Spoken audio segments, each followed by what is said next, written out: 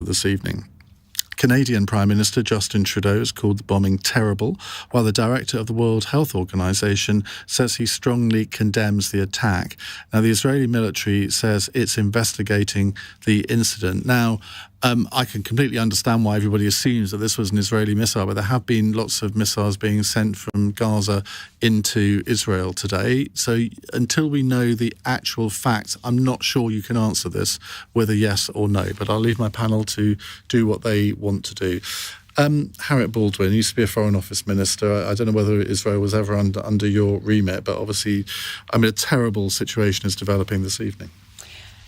The whole situation since the attack on Israel last weekend has just appalled the world, and this has been a deliberate terrorist act by Hamas into Israel, designed to terrify and undermine the right of the state of Israel to exist. And I fully support what the Prime Minister was saying yesterday, that we must 100% make sure that we send a very strong message that we stand with Israel, that they have the right to defend themselves. And of course, they must do it in the kind of approach that we would expect to see, which is one which targets the terrorists and makes sure that as much as possible they give ample warning to civilians and ensure that the loss of life, which has already been far, far too high,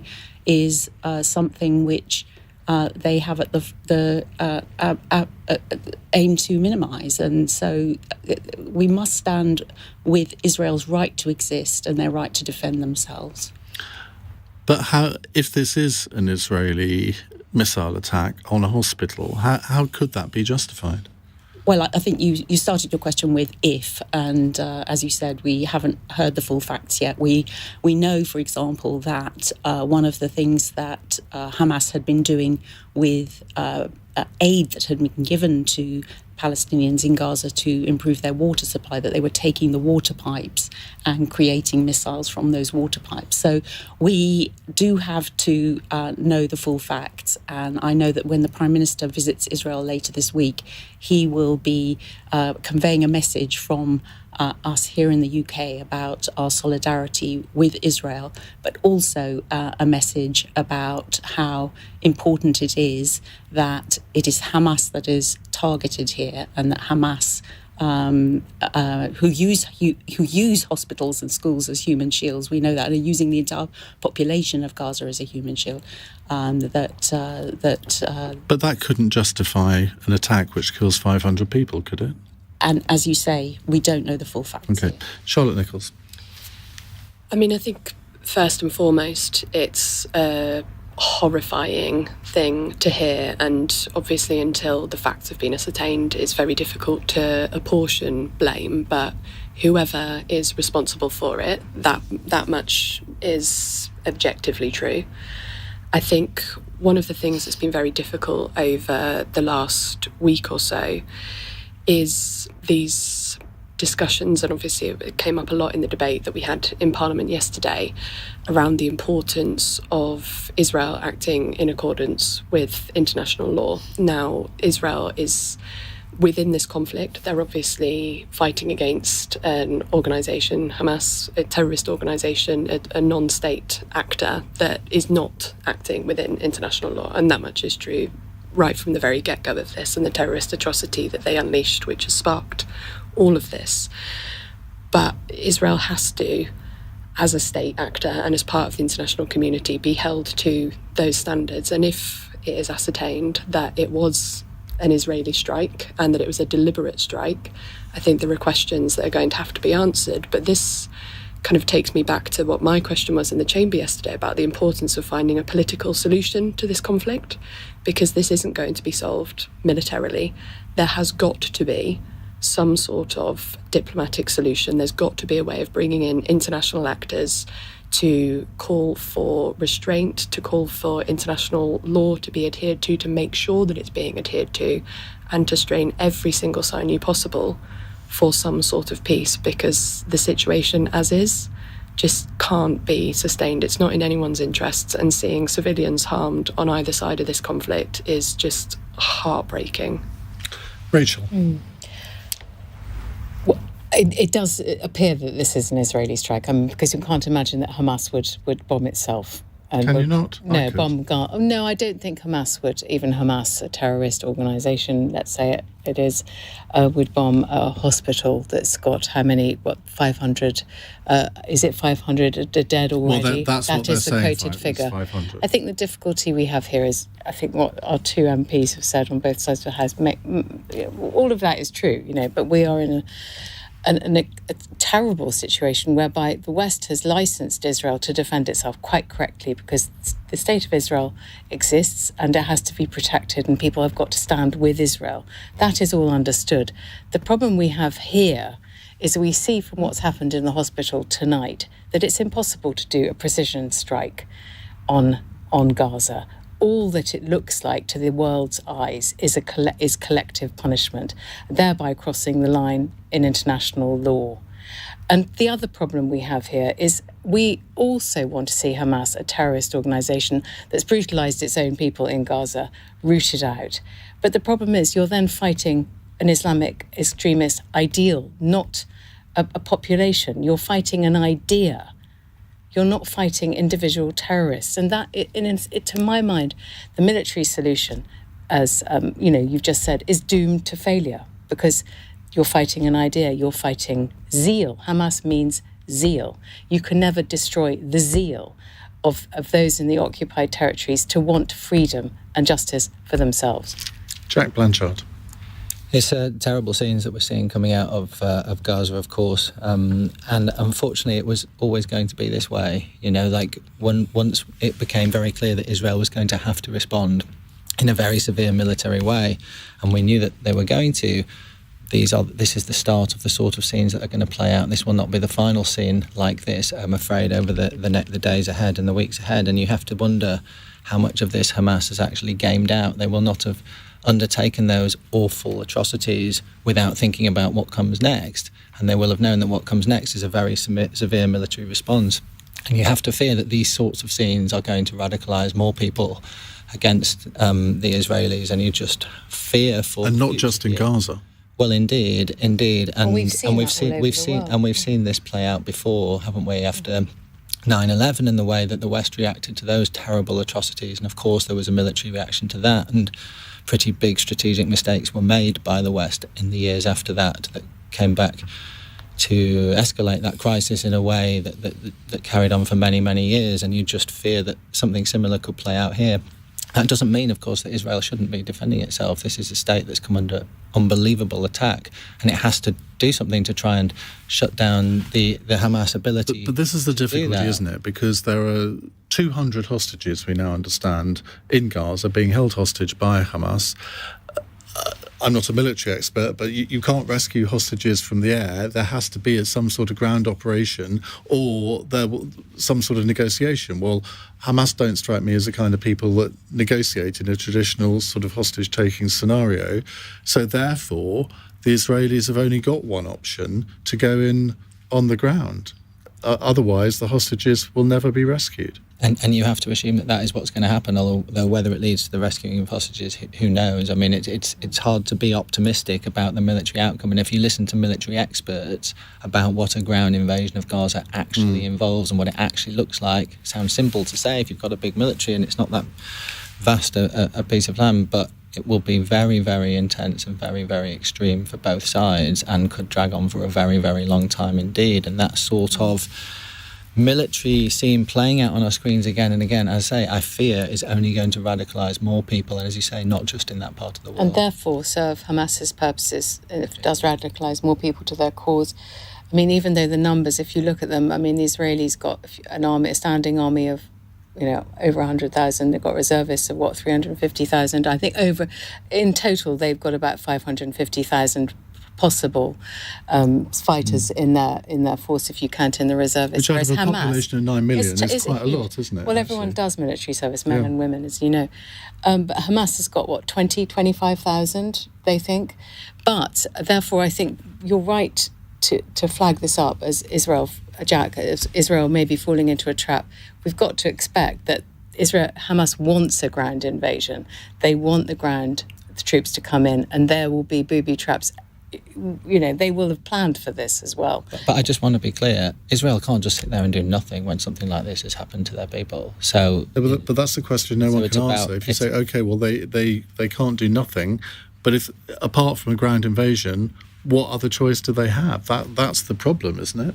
I mean, I would just like to point out we have seen this week, and it was again something that was raised in the debate yesterday, Qatar acting as brokers for Russia to release Ukrainian hostages that they had there, and that's something that has been successful. I think there are actors within the region that within the international community are people that could act as brokers. I mean, I worry that with ground invasion that the hostages end up being caught in the crossfire just as much as Palestinian civilians will end up being caught in it.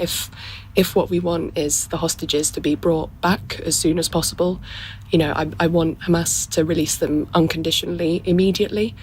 But it might be that actually the quickest route to that is not through military action. It might be through some sort of brokered discussion, as difficult as it sounds to say that. Because on the face of it, it seemed a little odd for the Israelis to warn people to move to the south of Gaza. So you think, well, any hostages in the north of Gaza will have been moved. So when they come into the north of Gaza, there's no one there. The hostages aren't there. So what's the point?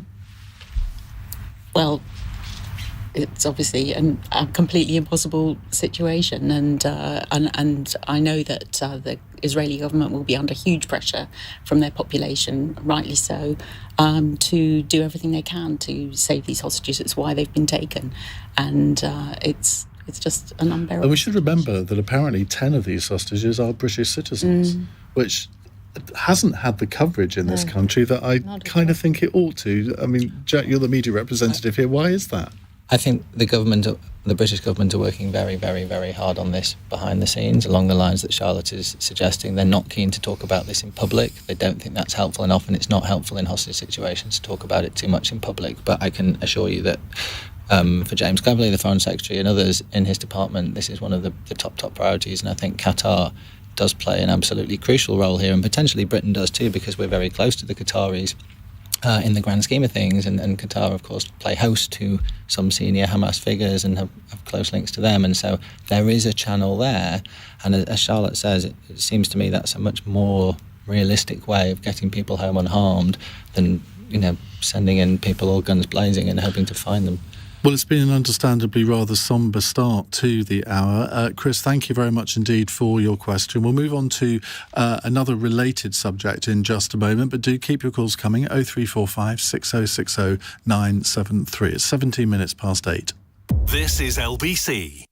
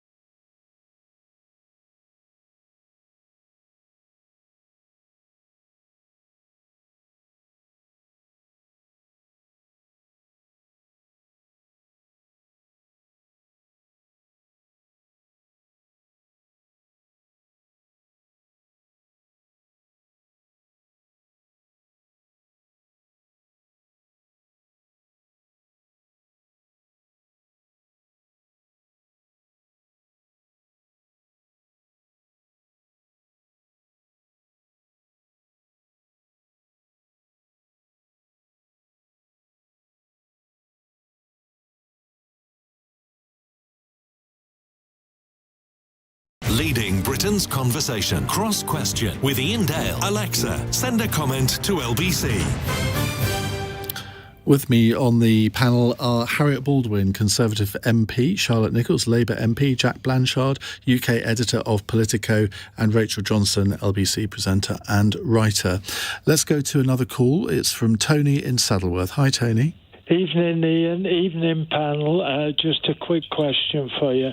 Should we, without delay and any more drop of blood, should we start bringing the Palestinian refugees to this country, maybe just the women and the children, but this is what genuine refugees actually look like, and they can all be traceable. So should we be evacuating them now and welcoming them like we did the Ukrainian wives and children? I suppose one question there is how on earth do you get them out if you do decide to go down that road? And during his speech to the SNP conference in Aberdeen today, Scottish First Minister Humza Yousaf made this demand of the UK government. They should immediately begin work on the creation of a refugee resettlement scheme for those in Gaza who want to and, of course, are able to leave. And when they do so, Scotland is willing to be the first country in the UK to offer safety and sanctuary to those who are caught up in these terrible attacks. Rachel Johnson, good idea? Yeah, I think it's a great idea. I really do. I think that, I know we saw net immigration figures spike at 660,000 over the last counting period because of Hong Kongers and because of Afghan refugees from Afghanistan, and also, of course, the Ukrainian refugees came in. Those were one-offs that really, really bumped up the figures. I think this is an existential crisis, not just for the Middle East, it's for the world. This is the time when Britain should open its doors. The Palestinians are, they're like, somebody described them to me as the Jews of the Gaza Strip. They are super, in a good way, meaning that as a compliment. They're educated. There are 5 universities in Gaza. Where else are they going to go? We've seen that the Arab states, the border crossing Rafah hasn't been opened for them. Where else are they going to go? But as you point out, how will they get to us? Charlotte. And sorry, Harriet. I would also just say, steady on, because my understanding is the population is 2.5 million. 2.2. So not all of them, and all of them will want to come. But isn't it a good gesture at least? I think what we did with the Syrian refugees was very appropriate. So we had a scheme that was run by the UN, where the UN identified particularly vulnerable people who really had no other choices, and who were in camps outside Syria. And the UK has been very welcoming to 20,000. What I think, when I said steady on, I think these things should not be articulated in the way that implies that we would be able to take large numbers, because we have, as you said, accommodated over 100,000 Ukrainian refugees in our homes. We have welcomed people fleeing Hong Kong, and we've had this successful Syrian vulnerable people programme, and the programme for people who'd worked with the UK government in Afghanistan. So I think it's important to, when these schemes are announced, to make sure that the numbers are manageable by the UK. Jack? I think it will be more practical to offer support to the countries that are very close by to take in large numbers of refugees and try and make sure that they can deal with that in a better supported way than often happens in these terrible situations. It's hard to imagine that Britain could take the numbers of people that might be required to get out of Gaza very quickly over the next few days and weeks. We, as you say, can't really get any flights in and out there, and if we could, how many people realistically could we bring over here in a short space of time? I would have thought we'd be better focusing on Egypt and other countries around there about how they could take on very large numbers of people in safe conditions, because often the camps that people come into can be very, very bad. But if you look at the other countries, we're talking about Jordan and Lebanon, which are already full of refugees from Syria, so that they won't want to take any more, will they? I appreciate that, but I think what other option is there really? If you're looking at the numbers of people we're talking about, I mean, it might make people feel good, and there might be certain people that we, as Harriett says, who specifically we could help out of Gaza, but the sheer scale of this, it's hard to think that flying everyone over to Britain is going to be a realistic solution. Charlotte?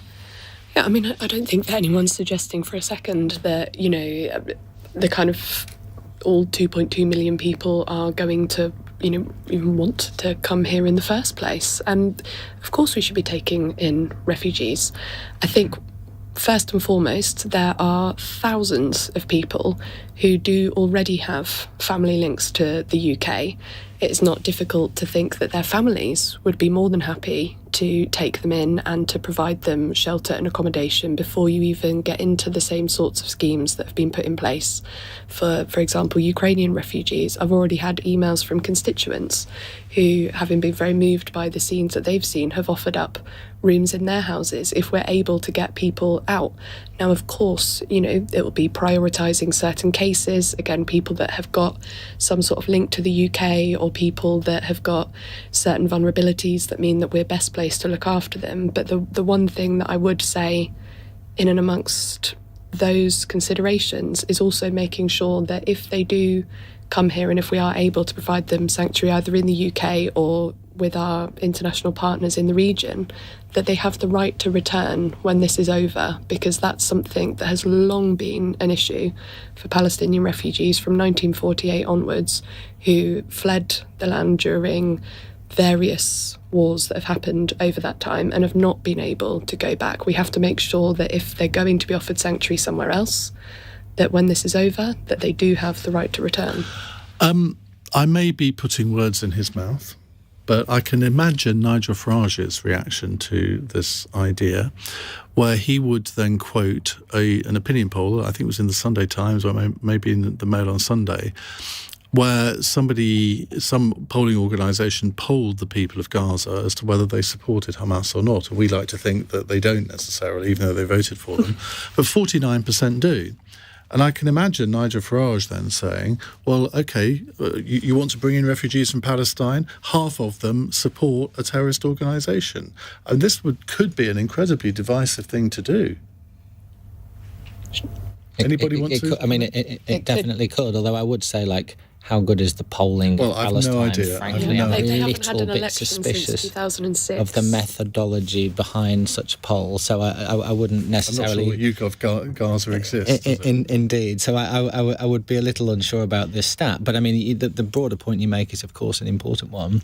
Anything like this has to have public buy-in, or it's going to cause problems in our own society here. And so you have to take the people with you on doing that. And you saw with Ukraine the outpouring of support people felt for that cause. And I think particularly because it was Europe and it was closer to us, people felt that particularly keenly. I do think that if with something like this, you just need to make sure that the people are on side. Yes, I do. And how would you go about that, Rachel? Well, it is very difficult. I mean, these aren't, you know, actually, in terms of nationality, Palestinians, they're Gazans. I mean, they live within Gaza, and it does strike me, if you talk about even right to return as a way of maybe selling it in to the British public, what would they have where to return to if Israel carries out an air, land and sea invasion and carries on destroying at least the north of Gaza? I do feel that, you know, other countries should say, you know, it shouldn't just be Britain saying we will open our doors to, let's say, women and children, which won't necessarily threaten the Farage's tendency, thinking that we're going to be, you know, seeding terrorists into our own land and population if we do invite them and do welcome them in the way that we did Ukrainians. Maybe just, you know, baby steps with this one, obviously, to suddenly announce you're going to host 2.2 million Palestinian refugees, half of whom support Hamas, is not going to fly with the British public. If the United Nations has a role in anything nowadays, surely it has to have a role in this kind of thing, which, as we know, it did in Syria. You think, well, there will be other countries, not just Britain, who would presumably want to take some refugees, and that has to be coordinated by, I would have thought, an international organisation. And if they can't do that, what is the point of them? On that controversial bombshell, we will move on to other subjects in just a moment. It's 8:30 on LBC, time for the news headlines with Charlotte Morgan. The Palestinian Health Ministry claims hundreds of people have been killed in an explosion on a hospital in Gaza. Rishi Sunak's expected to travel to Israel later this week as concerns grow over a humanitarian crisis. Former Tory Minister Peter Bone has had his Conservative whip removed after allegations of bullying and sexual misconduct against him were upheld. The MP for Wellingborough says the claims made by a former staff member are untrue. And prosecutors are looking to recharge the actor Alec Baldwin with involuntary manslaughter. It's in connection with the shooting of a cinematographer who died when a prop gun went off on set in 2021. LBC weather, showers pushing northwards across western parts overnight with a low of 3. This is LBC.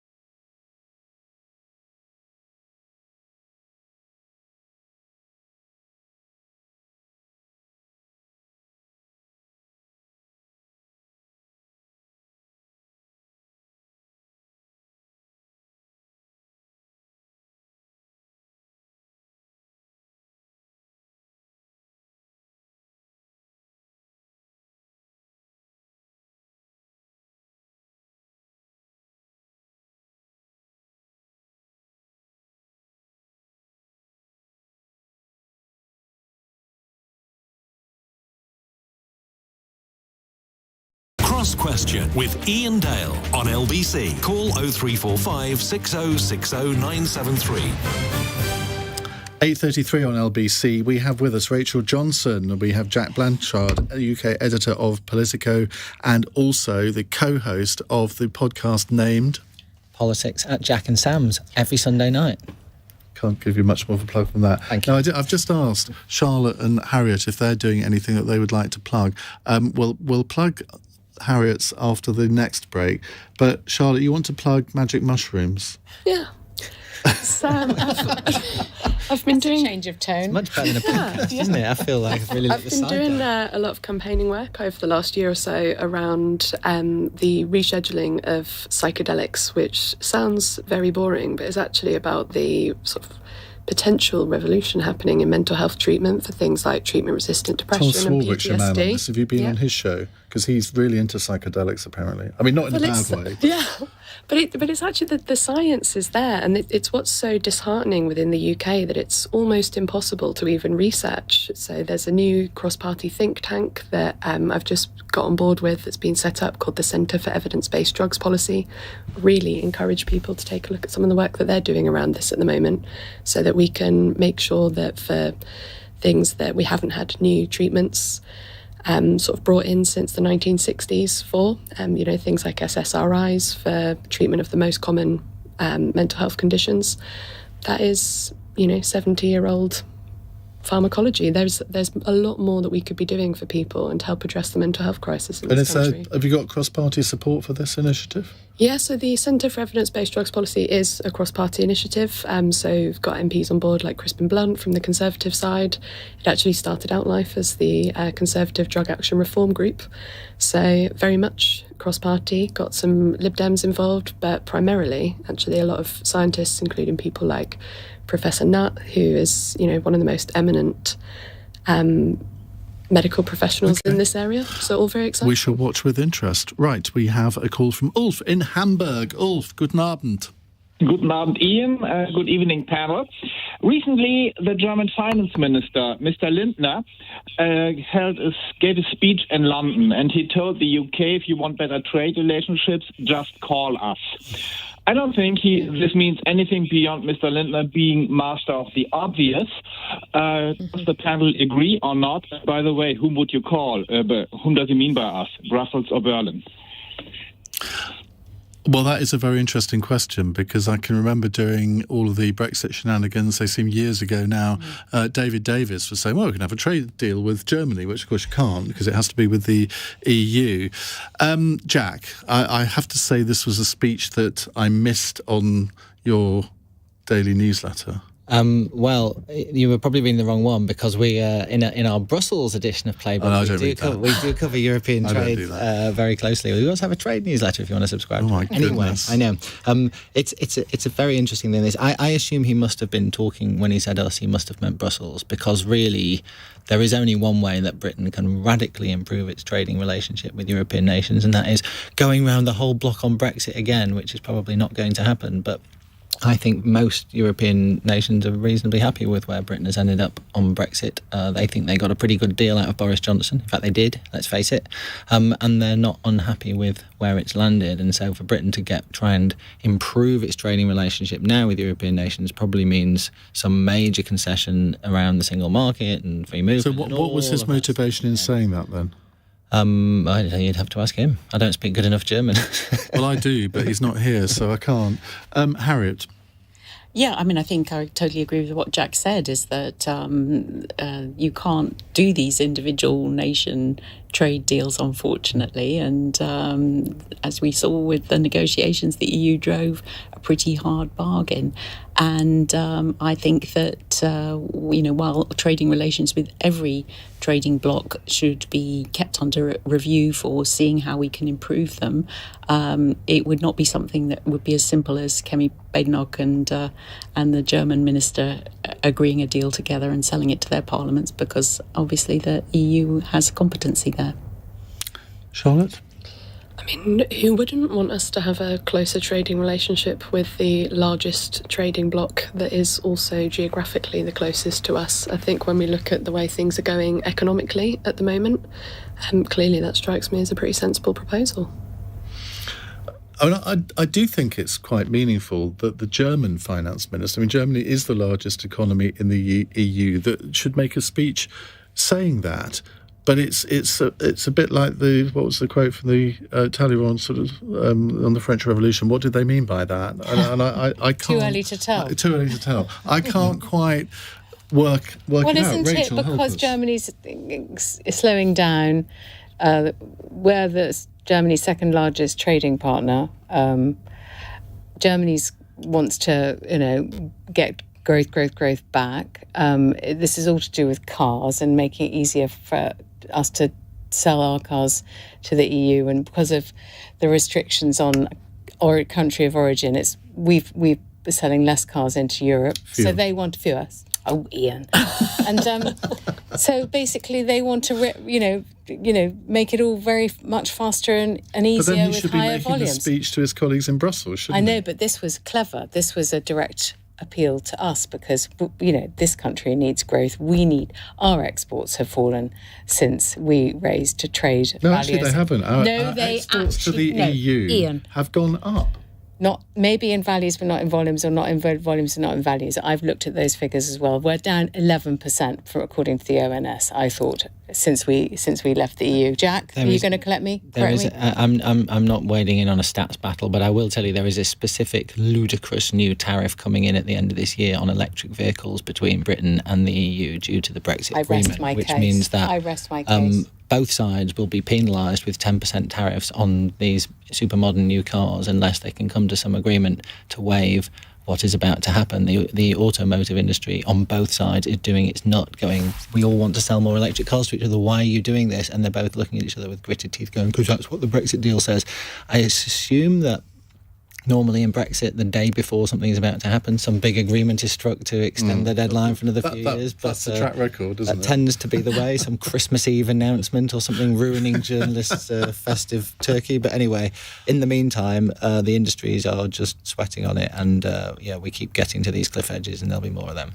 Now, Ulf, as a representative of the European Union on this programme tonight, I want to know what you think. What is your finance minister up to? I haven't got the foggiest. I mean, this didn't make any waves in Germany. Nobody cared. Well, it didn't make many waves here, but why should it? Mr. Lindner is the chairman of a political party that had just got kicked out of one state parliament and might be kicked out of more state parliaments for not breaching the 5% threshold. He's part of a government that can't decide whether they'd rather solve problems or rip each other's throats out. So it's so very busy with other things. I really don't know what he was up to. Really, it makes no sense. Maybe it was just a throwaway remark, and he's wondering now himself why he said this. Well, it's good to hear that the German government's in the same state as the UK government, I suppose. Ulf, thank you very much indeed for that. Now, a follow-up text question from Kevin in Basingstoke, also on a European theme. Poland's Eurosceptic government looks set to be kicked out of office and replaced by Donald Tusk's pro-Brussels coalition. Nearly 4 years after Brexit happened, is the EU in the best health it's ever been in? Well, Rachel Johnson, you're a great fan of the EU, aren't you? Or you used to be, anyway. You know, I'm a child of a Eurocrat. I went to the European school. I worked for the European Parliament. I tried to become a European MP. So the electorate fought back. In 2019, we changed UK, as my husband calls it. Didn't win a single seat. It was a catastrophe. My brother was wafted into Downing Street on the zephyrs of nationalism, as well as the yearning for sovereignty and independence. All laudable things. Whether the EU is in its best health ever, I don't know. I haven't worked in Brussels for since the 90s. I do think it's a good thing that Donald Tusk could be taking power in Poland, and I think that is a sign that the centre-right tide may be turning the populist tide, and I for one applaud that, and I think that will make the EU a healthier place. Yes. Okay, Charlotte? Yeah, I think it's potentially very good news for Poland and potentially very good news for the rest of us in a week that's been quite short of good news, actually. The previous government in Poland has obviously been, quite reactionary, right-wing, real issues around women's rights to access abortion, lots of quite troubling things that they've done in terms of social policy. So I think that, as Rachel said, this kind of populist, nationalist tide that over the last decade or so we've seen, not just in Europe, but in the US and other places, does seem like we're moving towards something a bit more progressive, which I would hope would be a good thing. I would disagree with that, unfortunately. It's certainly a good result in Poland for democracy, because the ruling party was getting increasingly anti-democratic in its approach to the judiciary and other things. Like, regardless of what you think about the EU, most generally people don't want to see that. But I'm afraid that populist right-wing parties are on the up in many, many other parts of Europe. If you look in Germany and in Spain and in Italy, France, and indeed in France, that there is very much a rising tide of support for that sort of politics. Harriett? And if I could just sort of add a slightly different perspective, I'm a member of the NATO Parliamentary Assembly. We just elected a Polish president of our assembly. And I think it is really important that we recognise how important both European unity, but above all NATO unity is in the face of these increasing conflicts around the border, whether it's the heinous invasion of Ukraine, the kind of sabotage you've seen in terms of the pipelines in the Baltic Sea, or this appalling conflict now in Israel, the appalling attack on Israel, but other things like Syria, Kosovo, Moldova, there's trouble being caused all around the borders of the European countries and European NATO nation states, and we must be more united than ever about our Western values. Just going back to Israel, some breaking news. The Israeli Defense Force says its investigation into the explosion at a Gaza hospital killing hundreds has found that it was caused by a failed Hamas rocket launch and not by Israeli military forces. We'll obviously try and get more details on that and bring them to you as we get them. It's 8:45. LBC, Nick Ferrari at breakfast. The Israeli ambassador to the United Kingdom, Sipi Hotoveli. If you care about the future of the Middle East, you want to have peace, you need to stand with us against Hamas. But it's my understanding that it's Israel that's cut off the power and the water, Ambassador. Israel is not targeting civilians. Hamas is using the electricity in Gaza that could have supplied the water supply for the Palestinian people of Gaza, but they're using it in order to create this whole manufacturing of rockets against cities in Israel. This is something that's happening on a daily basis, so blame Hamas. Nick Ferrari at breakfast. Back tomorrow morning from 7. Listen on your radio and on Global Player. LBC.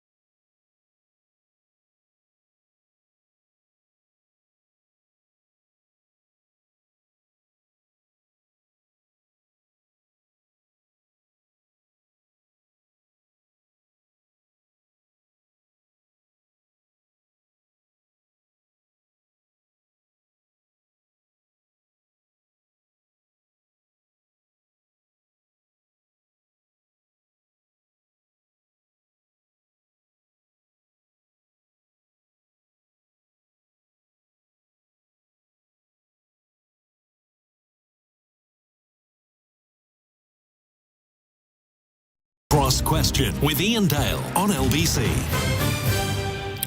8:49. A little bit more on the this rocket that hit an Israeli a Gaza hospital, killing, it's said now, up to 800 people.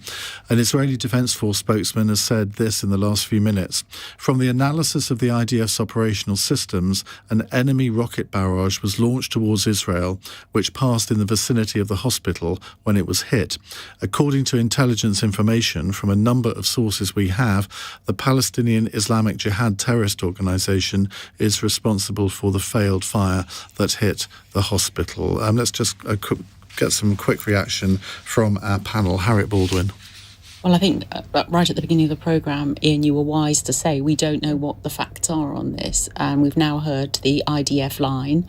And I'm sure that, people will realise just how important in this conflict it is not to jump to conclusions from immediate sources of information, and how we do need to again reiterate that it was the attack by Hamas into Israel last weekend that kicked off this conflict. And I think, as we heard from the Prime Minister in the Commons yesterday, we need to recognise that in this conflict, it is Israel that has been attacked, and that Israel has the right to defend itself. But it has said that it would do it in a way where they give ample warning to civilians. And so let's wait until all the facts are out there before jumping to conclusions. And of course, Charlotte, there's going to be a war of words now, isn't there? Because I don't know how Israel proves it wasn't them, because you can imagine in Gaza right now that there may well be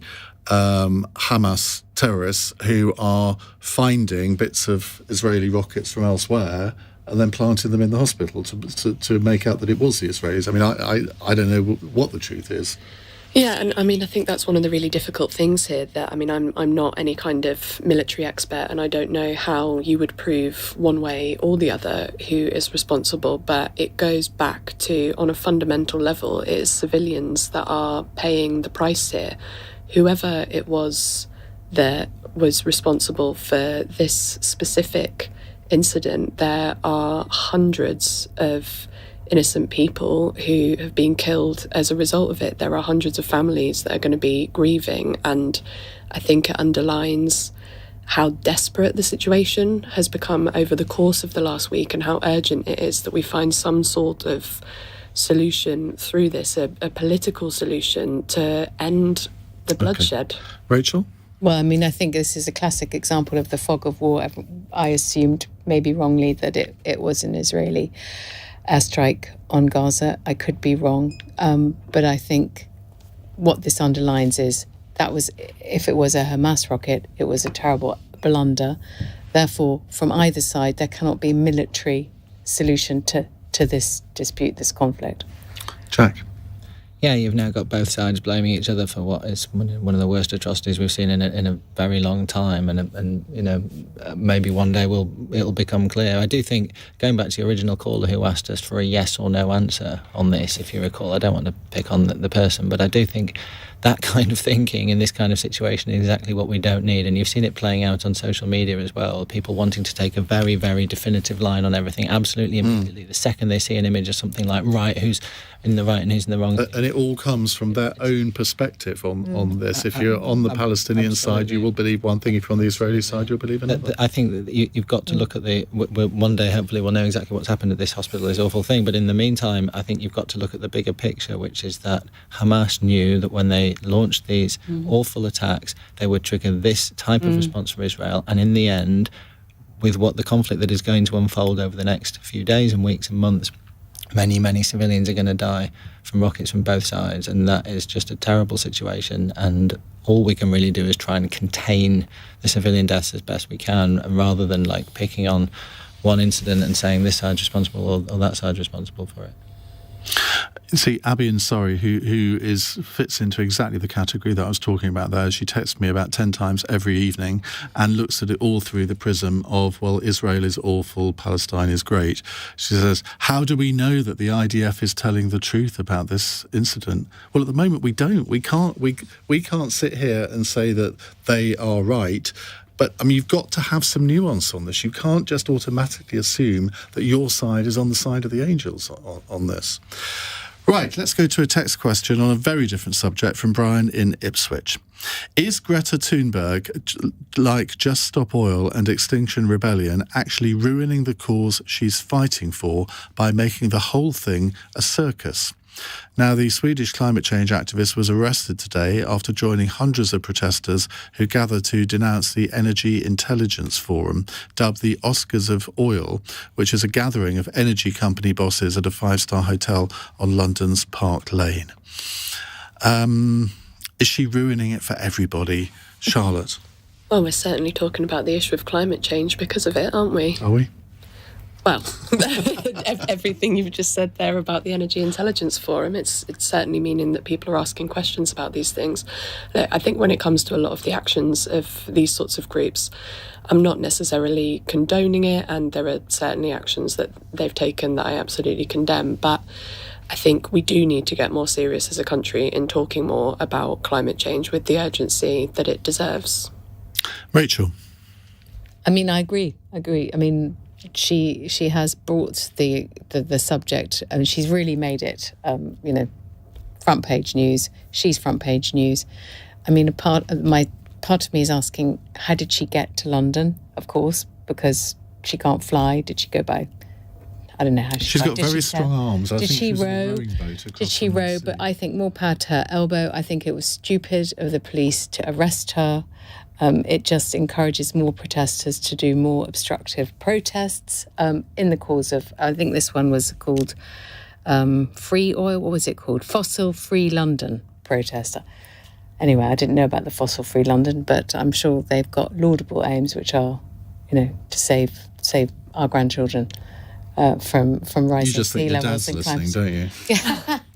No, I don't say things because I think my dad's listening. Of course he is. He's been the first jolly green giant I ever knew. Well, and he is a great environmental campaigner, but he doesn't need to do these things. Yeah, he dressed up he dressed up in a penguin outfit once and marched through the streets of Ottawa, and I think was maybe arrested himself. So I know of what I speak. This draws attention to the issue, and we need to pay attention collectively and individually to it. Yeah, I think as a media strategy, it's very effective. I know everybody hates Just Stop Oil, and everybody condemns Just Stop Oil, and everybody says, oh, they're turning people against the cause. I don't buy it at all. I think I agree with all of those statements, except for they keep it in the news, and actually I think that is a much more effective strategy than it not being in the news, and they probably quite enjoy winding everyone up and everyone hating them, or maybe they don't like it, but either way, I think as a media strategy, I do think it works, yeah. Harriett Baldwin? Well, I mean, I'm obviously going to say that I think they have harmed their cause, Just Stop Oil. I think, though, that it's really important that we focus on getting to net zero by 2050, and we'll only do that if businesses and capitalists, and Greta may not like this, but, that there's innovation and investment from the private sector to solve this problem. And I don't think that's something that one should try to thwart. I think that's something one should try to encourage. Right, let's move on to our dreaded fun question at the end of the hour. It's from Rob in Southampton. A new chilli, Pepper X, has been named the hottest in the world according to the Guinness Book of World Records. What's your worst spicy food fail? Has a spicy sauce sent you straight for the sick bucket, or even worse? Harriett, you love. I've got a very good tip for listeners from personal experience. With an average chilli, do not cut up a chilli and then later in the day think you can take your contact lenses out without causing massive pain. So, particularly with this new chilli, I would recommend wear plastic gloves to do it. Charlotte? Probably my worst. I remember going to a Vietnamese restaurant in Manchester a couple of years ago, and they sort of said about the pho. They were like, "Do you like it spicy?" And I was like, "Yeah, I like spicy food." Honestly, I thought I was bleeding out of my eyes. It was so much hotter than anything I've had previously, and I consider myself to be someone who, it's not like I'm getting a lemon and herb at Nando's. Do you know what I mean? I like a bit of spice, but that was far too much. You just described me there, Rachel. I don't like them super hot, and all I can say in this funny moment is that whatever I make at home, and I speak as a finalist in Celebrity Best Home Cook on BBC One, whatever I make and put in front of my husband, he gets up, he leaves the plate of food cooling, and he goes to our store cupboard and tries to find any like chili sauce, any sweet and sour sauce, and they've got a whole cupboard full of what he calls take the taste away sauces, so that Is your cooking that bad? No, my cooking is great, but he likes a spicy condiment, so this is one for him. Yeah, I'm going to have to sign up to Mr. Johnson's approach here. To He's this. not called Mr. Johnson. Sorry, I took a pun. Although he could have taken my name, it'd be very modern of him. Yeah, right, absolutely. I'm all power to him. You didn't take his, did you? Well... Or do you in certain aspects of your life? When the kids were at school and I had to take them to hospital, I was definitely that, Mrs. No, rather than Rachel Johnson. Okay. Just so I had the same name as them. Which is nice. Yeah. It's nice to end the show on a happy note. Exactly. Given the news that we've been talking about all evening. Now, tomorrow's panel on Cross Question, the Rabbi and Assisted Dying campaigner, Dr. Jonathan Romaine, the Vice President of the business lobby group, the CBI, Lord Karen Billamoria, plus representatives from the Conservative and Labour parties whose identity is either secret or we don't know who they are yet. I think it's possibly the latter. Right, in the next hour, we were going to talk about financial scams, but given the news this evening that up to 800 people have been killed in a rocket attack, I use that word advisedly, on a hospital in Gaza, I think we should talk about that. We're going to be joined by our correspondent live in Israel just after the news. I'm going to ask you, how will this change the conflict in Israel and Gaza? Because at the moment, the IDF, the Israeli Defense Force, is saying nothing to do with us, Gov. It was a Hamas rocket that went wrong that killed these people. Let's get your reaction to that in just a moment here on LBC. 0345 6060 973.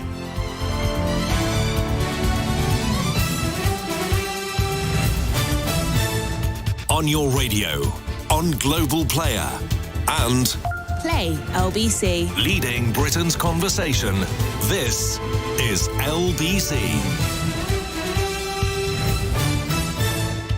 From Global's newsroom at 9 o'clock, the World Health Organization